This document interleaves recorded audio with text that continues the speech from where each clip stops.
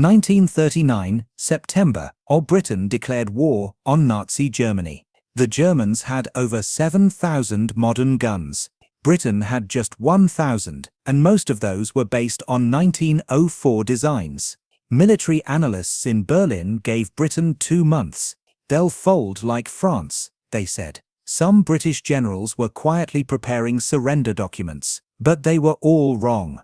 Those museum pieces would become the most accurate, most reliable artillery of the Second World War. From North Africa to Normandy, from Burma to the Rhine, the 25-pounder field gun won on every front. How? The answer is a story about desperation, brilliance, and the strangest advantage any army ever had. North Africa, 1942. Outside Tobruk, Bombardier Albert Stokes's hands were shaking, not from fear, from exhaustion.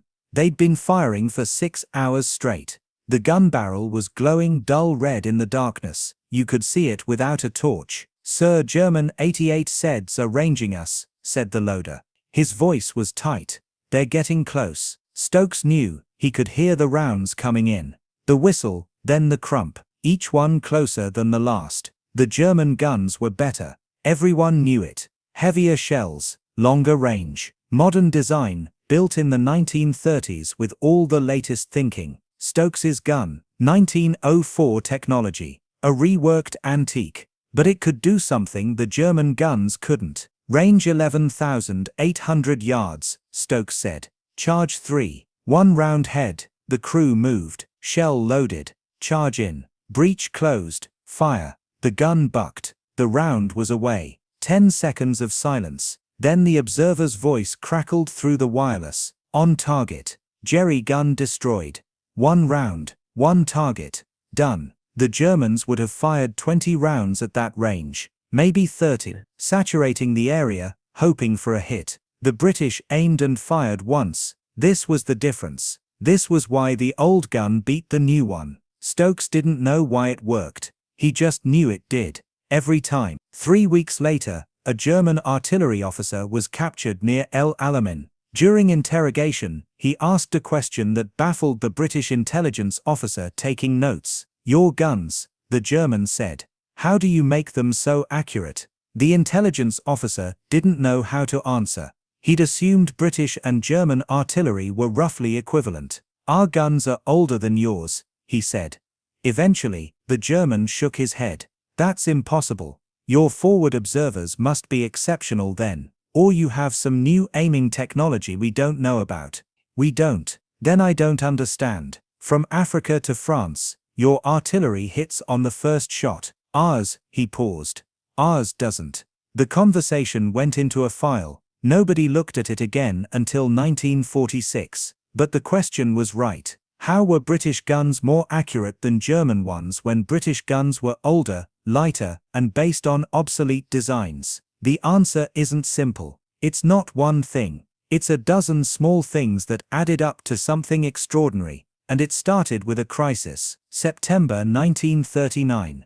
London. The War Office. General Sir Hugh Else sat at his desk, looking at deployment figures. 1,000 field guns. Against 7,000. Worse, 900 of those British guns were converted 18-pounders. Barrels from 1904. Used in the Great War, then stored in depots for 20 years. The Germans had purpose-built modern howitzers. The Lef 8-18. Designed in the 1930s specifically for mobile warfare. On paper, it wasn't even close. Else had been in meetings all week. The same arguments, over and over. "We can't fight a modern war with antique weapons. The Treasury won't fund new production. We're going to lose and lose quickly." That last one, probably true. Everyone thought so. Some were already planning for it. But Else knew something the pessimists didn't. Those antique weapons weren't quite what they seemed. Yes, the barrels were old, but everything else was new, radical, even. Starting in 1934, a small group of engineers at Woolwich had done something unexpected. They'd taken those old 18-pounder barrels and rebuilt them from the inside out, bored them out from 3.3 inches to 3.45 inches. New shell weight, 25 pounds, hence the name. But the real innovation wasn't the barrel. It was everything around it. New carriage, split trails for stability, a circular firing platform that let the gun traverse 360 degrees without moving the whole weapon, new sights, calibrated to extraordinary precision, new ammunition system, variable charges that let gunners adjust for any range. It was a weapon designed under impossible constraints. No money, no time, no permission to start from scratch, so they'd been forced to be clever about everything.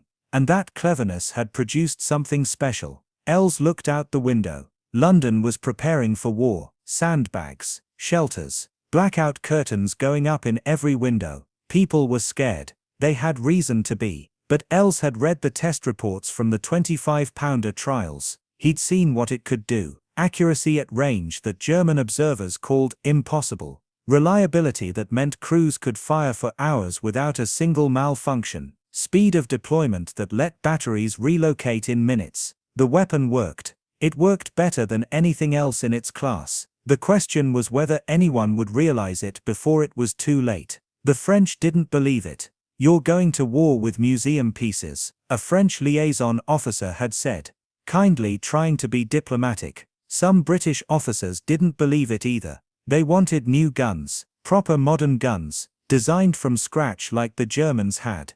But there was no time for that now. The 25-pounder was what they had. And what they had, improbably, was brilliant. Stokes didn't know any of this. Of course. Standing in the desert watching German shells march closer to his position, he just knew his gun worked. Every shot went where he aimed it.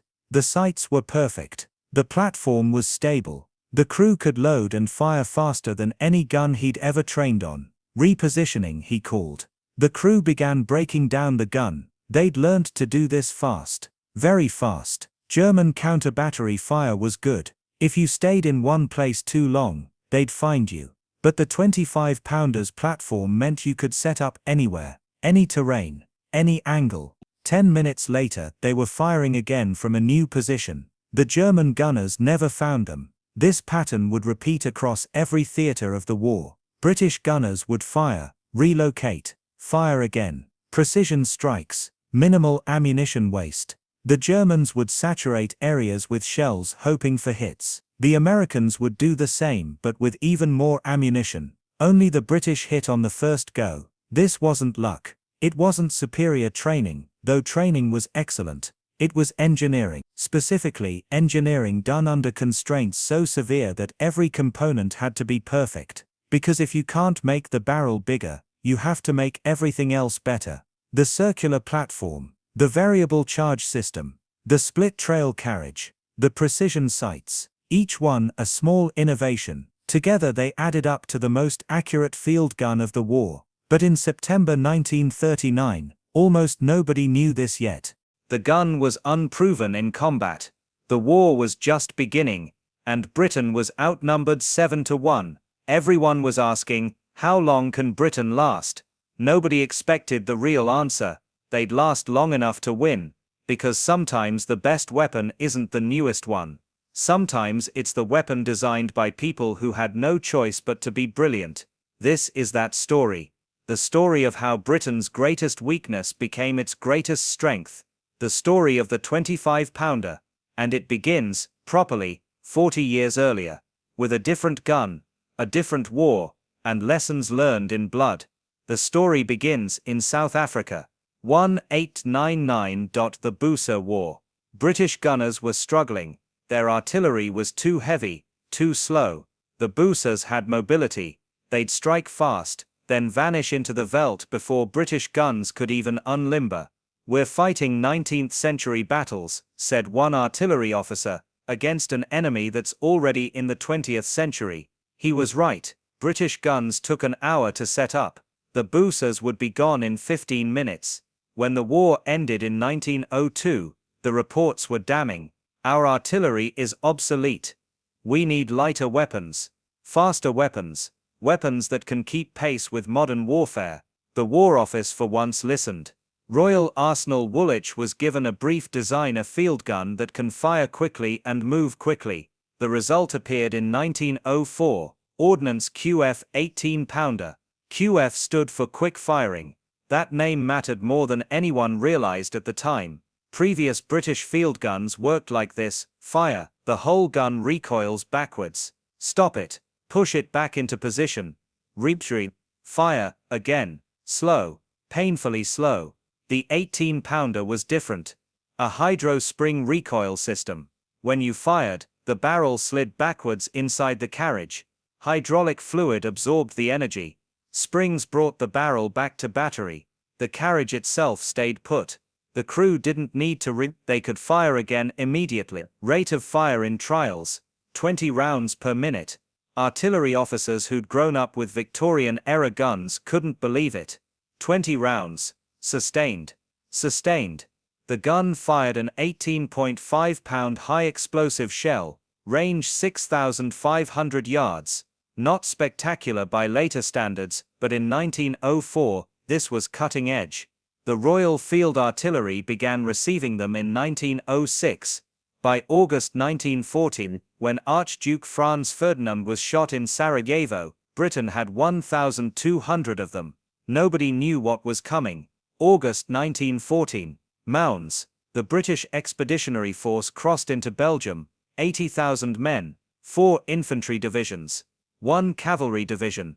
Facing them, the German First Army. 260,000 men. The Germans expected to brush the British aside. A contemptible little army, the Kaiser had called them. What the Germans hadn't accounted for was British artillery. At Mounds, German infantry advanced in close formation. Parade ground tactics. They'd done this in France. It had worked. British 18-pounders opened fire. The German officers couldn't understand what was happening. The rate of fire was impossible. How many batteries do they have? 3 batteries. But firing so fast, the Germans thought it was 9. Shells were landing with metronomic precision. Not area fire. Targeted fire. Specific positions. German casualties mounted. The advance stalled. For the first time, German commanders realized this wasn't going to be the easy war they'd expected. But Mounds was just the beginning. By Christmas 1914, the Western Front had solidified into a line of trenches stretching from the Channel to Switzerland. And the war changed. It became a war of artillery. The Somme, 1916. British commanders planned the big push. The attack that would break the German lines and end the war. First, they'd bombard German trenches. 7 days of continuous shelling. 1.5 million shells. Nothing will survive that, the planners said. The wire will be cut. The trenches will be destroyed.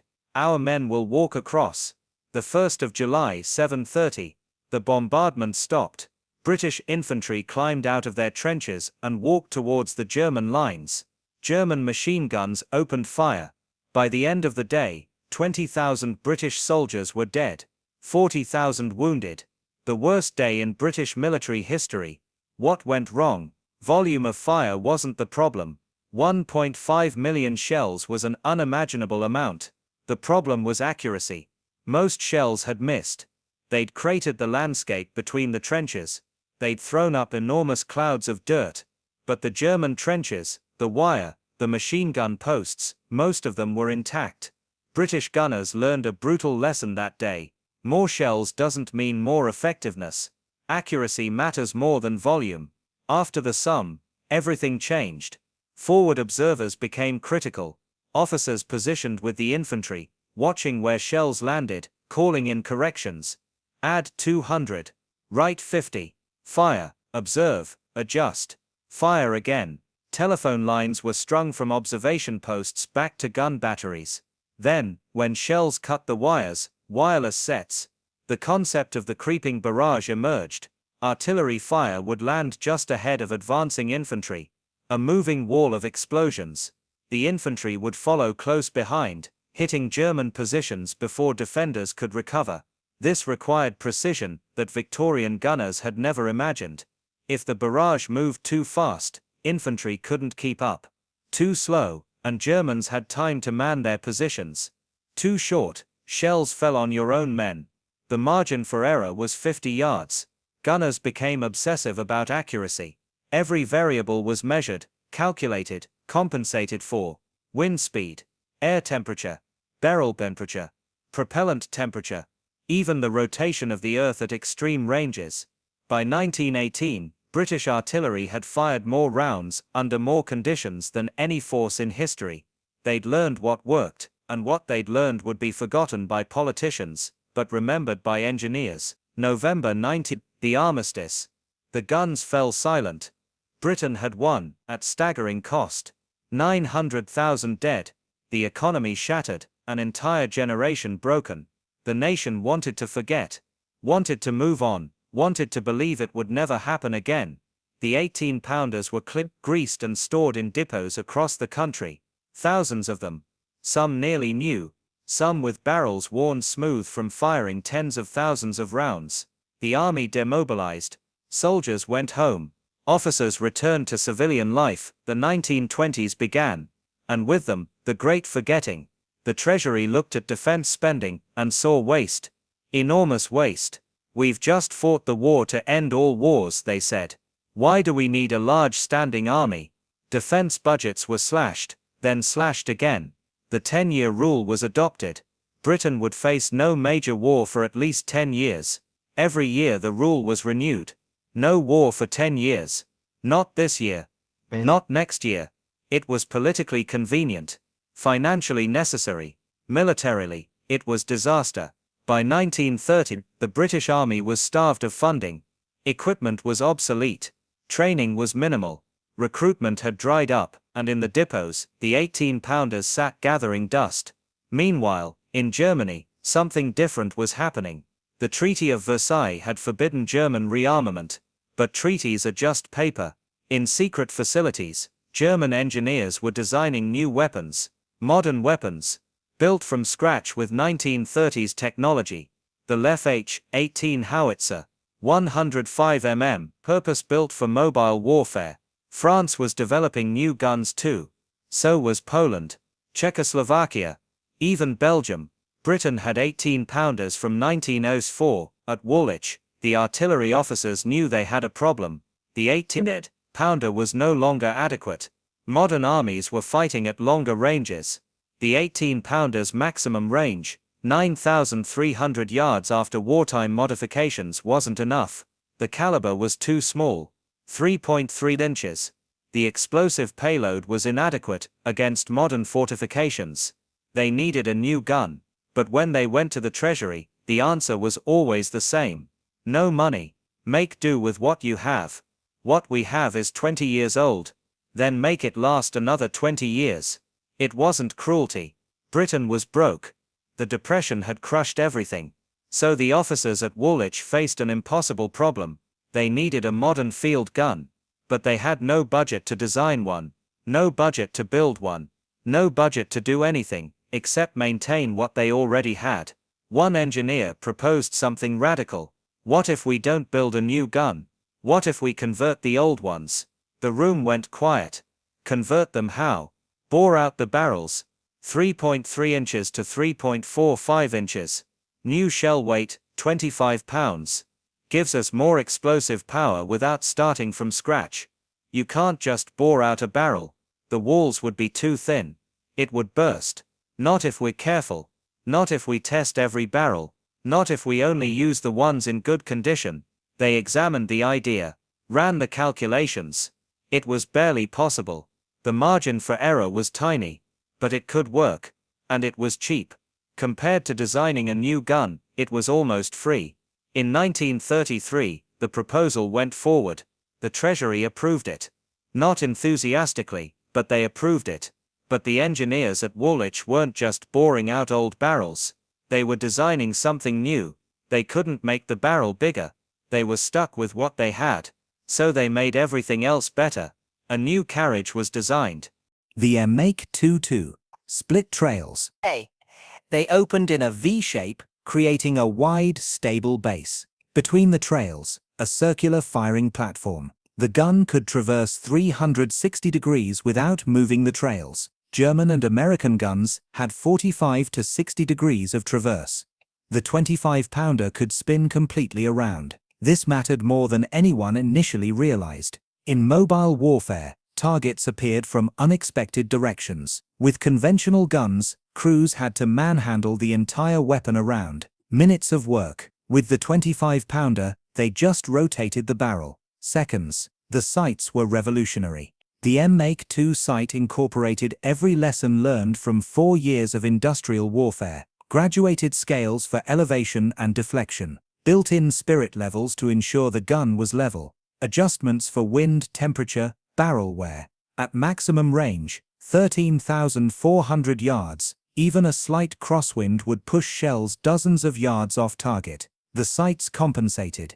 Gunners could dial in corrections based on observer reports and know the next round would hit. Then there was the ammunition system. Most field guns used fixed ammunition, shell and propellant charge in one package, simple but inflexible. The 25-pounder used separate loading ammunition, shell first, then the cartridge case with the propellant charge. Charges came in increments, charge 1 for short range, charge 2 for medium, charge 3 for maximum range. This gave extraordinary flexibility. A single gun could do high-angle howitzer fire or flat trajectory direct fire, and because you could use lower charges for shorter ranges, the shell spent less time in the air, less time for wind to affect it. Tighter accuracy. Every component was designed to extract maximum performance from that old 1904 barrel, because they had no choice. Having no choice made them brilliant. Production began in 1938. Each 18-pounder barrel was inspected, measured. Some were too worn. They went to scrap. Others were acceptable. They were bored out to 3.45 inches, a delicate process. A few thousandths of an inch error would cause dangerous pressure variations. Then they were rifled to the new pattern, proof-tested with high-pressure rounds, mounted on the new Mk2 carriage. By September 1939, when Britain declared war, 1,025-pounders were ready. It wasn't enough. The army needed thousands, but it was a start, and nobody yet knew what they had. North Africa, 1940. Italian forces in Libya outnumbered the British Western Desert Force significantly. Italian artillery outnumbered British guns 3-1. On paper, it should have been a slaughter. Operation Compass, December 1940. British forces attacked Italian positions at Sidi Barrani. Italian artillery opened fire first. Heavy bombardment, shells landing across a wide area. British 25-pounders responded. You could see the difference immediately. British shells landed in tight groups, specific targets, Italian gun positions, command posts, ammunition dumps. Italian forward observers reported back in confusion. How are they doing this? British guns were outranged on paper. The Italian guns should have had the advantage. But the British were hitting targets the Italians couldn't even see. Within 3 days, Sidi Barrani fell. 38,000 Italian prisoners. The 25-pounder had passed its first test. Then Rommel arrived. February 1941. The Afrika Korps landed in Tripoli. These weren't Italians. These were professional German soldiers with professional German guns. The Lef H-18 howitzer. Modern. Powerful. Effective. German doctrine emphasized aggressive counter-battery fire. Locate enemy guns. Destroy them quickly. British gunners learned to fire and relocate fast. The 25-pounder's platform made this possible. Set up anywhere. Fire. Pack up. Move. German gunners would range the position where British guns had been. By the time German shells arrived, the British were gone. Tobruk, April 1941. The garrison was surrounded. 36,000 men. 72 25-pounders. For 240 days they held. German forces attacked repeatedly. Every attack was broken up by accurately placed artillery fire. Rommel noted in his diary, British artillery makes concentration impossible. Every time we mass forces they hit us immediately. That was the advantage. Not power, precision. El Alamein, October 1942. Montgomery assembled 908 25-pounders for the offensive. The largest concentration of British artillery since 1918, the 23rd of October 2140. The barrage began. German officers in their bunkers felt the ground shake. Some thought it was an earthquake. But this wasn't indiscriminate shelling. Every battery had specific targets. Coordinates calculated. Corrections pre-planned. German positions were hit with what observers called uncanny accuracy. After the battle, captured German officers kept asking the same question. How did you know exactly where we were? The answer wasn't intelligence. It was mathematics, ballistics, training, and a gun designed to put shells exactly where you aimed them.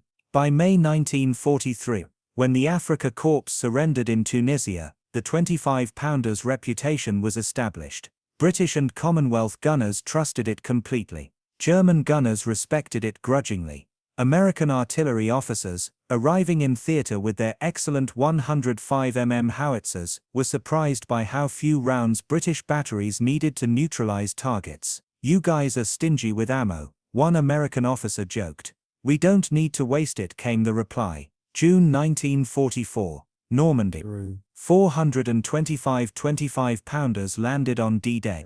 Hundreds more followed in subsequent waves. The terrain was different from Africa. Bocage country, hedgerows, every field a fortress. German positions were hidden. Machine gun nests behind earth banks topped with thick vegetation. Infantry couldn't advance without suppressing these positions, but finding them was nearly impossible until they opened fire. Forward observers moved with the infantry. When a German position revealed itself, the observer called for fire. Minutes later, shells landed. Precisely within yards of British troops. This was dangerous work. Too short, and you'd kill your own men. But British gunners had done this before. In the Great War trenches, in the North African desert. They knew their guns, knew exactly where each round would land. Operation Goodwood, July 1944. 720 25-pounders participated in the preliminary bombardment. 3 hours of sustained fire on German positions. Years later, German survivors called it methodical destruction, not shelling. Destruction, not random shelling. Systematic elimination of specific positions. The Rhine crossing, March 1945. Operation Plunder. Over 1,000 25-pounders. The fire plan was extraordinarily complex. Timed concentrations, smoke screens, creeping barrages. Everything had to happen on schedule. If one battery was off by 30 seconds, the entire plan could collapse. The 25-pounders' reliability made it possible. Set the range. Set the charge. Fire. The round would land exactly where you calculated it would. Every time. When captured German artillery officers were interrogated after the Rhine crossing, their comments were consistent. "Your guns respond faster than ours.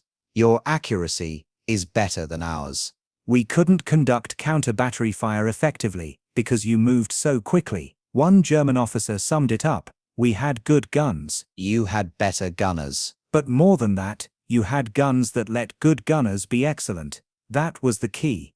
The gun wasn't the most powerful. It wasn't the longest ranged. It wasn't the newest. But it was the most accurate. And in artillery, accuracy is everything. By May 1945, when Germany surrendered, the 25-pounder had fired millions of rounds across every theater of war. It had supported every major British and Commonwealth operation, from the desert to the Rhine, from the jungles to the bocage. It had never let them down. Montgomery, not a man given to praise, called it the finest field gun of the war. Coming from someone who'd commanded artillery in both world wars, that meant something. The gun that began as a budget-saving measure had become the weapon every British gunner wanted. The gun that started with 1904 technology had beaten purpose-built modern designs. How? The answer was about to become clear. Korea, 1951. The 25-pounder was supposed to be obsolete by then. The war had been over for 6 years. New weapons were being developed. Guided missiles, jet aircraft, nuclear weapons. But in the frozen hills of Korea, British gunners were still using 25-pounders, and they were still working. The Battle of the Imjin River, April 1951. The Gloucestershire Regiment was surrounded. Chinese forces attacking in waves, thousands against hundreds. The only thing keeping the Gloucesters alive was artillery support. 25-pounders of the 45th Field Regiment fired continuously for 3 days, over 10,000 rounds. The guns were so hot the paint burned off the barrels, but they didn't jam, didn't fail, didn't stop. Every round landed where it was meant to land. When the Gloucesters were finally ordered to withdraw, Only a handful made it out. But they'd held for 3 days against impossible odds. The gunners had given them that time. One Gloucester survivor said later, "We knew the guns wouldn't let us down. They never did." The guns served in Korea, Malaya, Suez, the Falklands in 1982, a gun from 1904, still fighting in 1982, extraordinary. New Zealand didn't retire their last 25-pounders until 1989. Some sources claim a handful remained in service into the early 2000s, so why did it last so long? The answer: it's uncomfortable for defense ministries. Consider the German Lef H-18, purpose-built in the 1930s, modern design, on paper, superior to the 25-pounder, heavier shell, comparable range, built from scratch with the latest thinking, but it was heavier, less mobile, limited traverse, and it never achieved the reputation for accuracy that the 25-pounder earned. German doctrine emphasized mass fire, saturate an area with shells, hope for hits. That works when you have ammunition superiority. Germany had that in 1941, but when supplies tightened, the German approach became wasteful. The 25-pounder's philosophy was different. Hit the target with minimal ammunition expenditure, more sustainable, more effective. The American 105 mm M2A1 howitzer was excellent, reliable, powerful, produced in enormous quantities. American gunners did superb work with it throughout the war and beyond, but even they acknowledged the 25-pounder's superior accuracy. The difference was design philosophy. American artillery was designed for mass production and overwhelming firepower. Slightly lower precision was an acceptable trade-off. The gun prioritized accuracy above everything else. A lighter shell was the price. Both worked, just differently. What made the 25-pounder special was the constraint that created it. The engineers couldn't design a bigger gun, couldn't use more propellant, couldn't start from scratch. They had to extract maximum performance from what they had. That forced innovation. The circular firing platform, the sophisticated sighting system, the variable charge ammunition, none of these seemed necessary on a clean sheet design. Why not just make the gun bigger? But because they couldn't make it bigger, they made it better. Sometimes having nothing forces you to be creative. Having everything, that makes you lazy. The gun remembered everything the gunners had learned, baked into the design. Every feature reflected lessons earned. The split trails addressed stability problems from the Great War. The muzzle brake compensated for the lighter carriage. The sights incorporated corrections gunners had calculated manually in previous wars. Brand new designs, created by engineers without that combat experience, couldn't match it. Post-war tests compared the 25-pounder against more modern guns. In range and shell weight, newer designs were superior. In accuracy, it remained competitive into the 1950s. That accuracy came from accumulation, small advantages in every component, stable platform, excellent sights, consistent ammunition, well-trained crews. No single feature made it exceptional. The integration of all features did. There's a lesson here about military procurement, about engineering, about constraints. It succeeded because it was designed to solve a specific problem, provide accurate field artillery fire, not to meet an abstract requirement for modernity, not to be the biggest or newest or most technologically advanced, just to be effective at its job.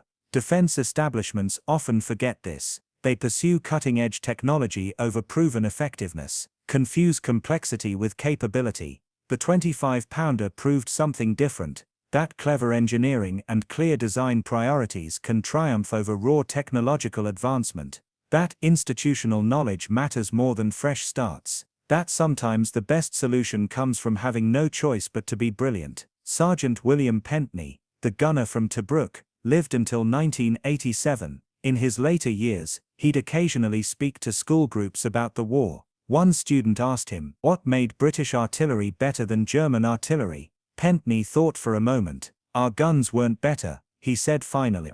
Theirs were more modern, more powerful in some ways. Then why did you win? Because our guns did what we needed them to do. Every time. We knew exactly where our shells would land. We trusted our equipment completely. And that trust was never misplaced. He paused. The Germans had good guns. We had guns that made good gunners great. That was the difference. The gun didn't just fire shells. It enabled precision. It enabled confidence. It enabled victory. Britain went to war in 1939 with 1,000 guns against 7,000, with weapons based on 1904 designs against modern 1930s artillery. Every analyst predicted disaster.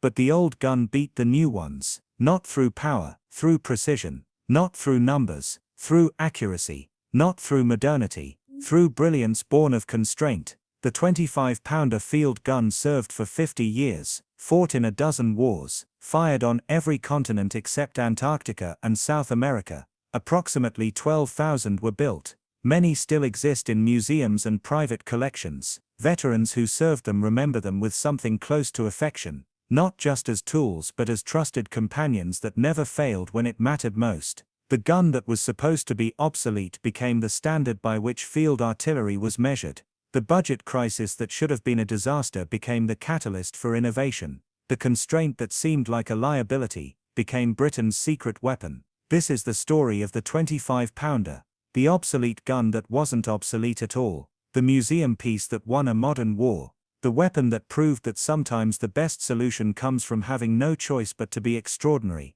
Britain's greatest weakness became its greatest strength. And that's how you win wars.